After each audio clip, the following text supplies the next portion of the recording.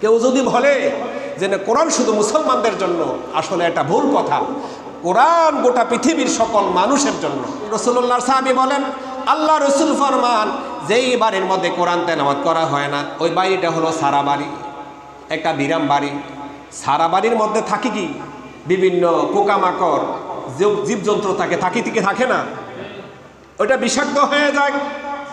School college বিশ্ববিদ্যালয়গুলোর মধ্যে যদি কোরআনকে বাধ্যতামূলক করে না দেওয়া হয়, সেখান থেকে সন্ত্রাস বার হবে, জেনাখোর বের হবে, লুটেরাজ বের হবে। হচ্ছে কি হচ্ছে না? তাহলে আমাদের উচিত প্রত্যেকটা শিক্ষা প্রতিষ্ঠানে সিলেবাসের মধ্যে কোরআনকে অন্তর্ভুক্ত করে দেওয়া। হযরত ওমর রাদিয়াল্লাহু তাআলা আনহু তিনি তখনও মুসলমান হন নাই। রাসূলুল্লাহরে মারার জন্য, রাসূলুল্লাহরে নির্যাতন করার জন্য তাকে প্রহার করবেন বলে মনে মনে সংকল্প করলেন। ঘর থেকে বের হলেন, আজকে মুহাম্মদ রাসূলুল্লাহরে জানে পাবো, তাকে আমি মারধর করব, তাকে আমি নির্যাতন করব। রাসূলুল্লাহরে খুঁজতে খুঁজতে তিনি রসুলের সন্ধান পেলেন, রাসূলুল্লাহরে দেখতে পেলেন আল্লাহর হাবিব বাইতুল্লাহর পাশে নামাজরত আছেন। ওমর রাদিয়াল্লাহু তাআলা আনহু বলেন, আমি মনে মনে ভাবলাম রসুল যেহেতু নামাজের মধ্যে আছে, আমি তারে নামাজের মধ্যে মারব না, নামাজের মধ্যে প্রহার করব না, নামাজটা শেষ হোক তারপর আমি তারে প্রহার করব। আল্লাহর কোরআন থেকে যখন বিশ্বনবী তেলাওয়াত করতেছিলেন, ওমর রাদিয়াল্লাহু তাআলা আনহু বলেন, আমি মনে মনে ভাবলাম এটা কোনো জিন রাসূলুল্লাহরে শিখাই দিচ্ছেন, কোনো জিনেরা আল্লাহর হাবিবকে এই আয়াতগুলা শিখাই দিচ্ছেন, এই বাণীগুলা শিখাই দিচ্ছেন, আর নতুবা এটা মানুষের দ্বারা এভাবে বানানো সম্ভব না। ওমর যখন মনে মনে ভাবলেন, তখনই আল্লাহ রাব্বুল আলামিন বিশ্বনবীর জবান দিয়া এই আয়াতটুকু বের করে দিলেন। আল্লাহ তাআলা বলেন, ইন্নাহু লাকাউলু রাসূলিন কারীম। এটা জিনদের শিখানো কথা নয়, এটা মহান বার্তাবাহকের পক্ষ থেকে নাজিলকৃত এক বাণী। পড়েন না সুবহানাল্লাহ। ওমর রাদিয়াল্লাহু তাআলা আনহু তিনি উত্তর পেয়ে গেলেন। তারপরে আবার তিনি ভাবলেন, যেহেতু এটা জিনদের শিখানো কথা না, তাহলে মুহাম্মদ রাসূলুল্লাহ তিনি কবি হয়ে গেছেন। কারণ কবিদের কাজ হইল একটার সাথে একটা ছন্দে ছন্দে মিলাইয়া কবিতা বলা।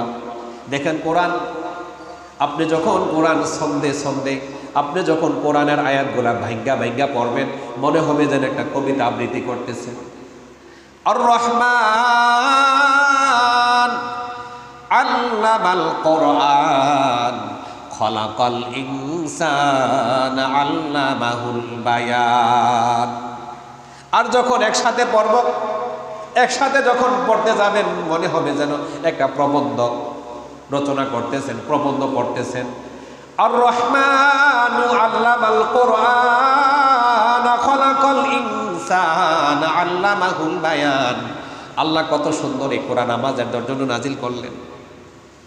ওমর রাদিয়াল্লাহু তাআলা আনহু বলেন, আমি মনে মনে ভাবলাম মুহাম্মদ রাসূলুল্লাহ তিনি কবি হয়ে গেছেন, আর নতবা এত সুন্দর করে ছন্দে ছন্দে কেমন করে তিনি বানায়া বানায়া বলেন, মিলাইয়া মিলাইয়া পড়েন।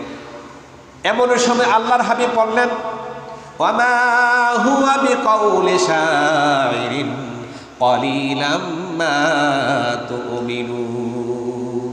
না, এটা কবিতা নয়, বরং তোমরা অল্প সংখ্যক মানুষেরাই এটাকে বিশ্বাস করে থাকো।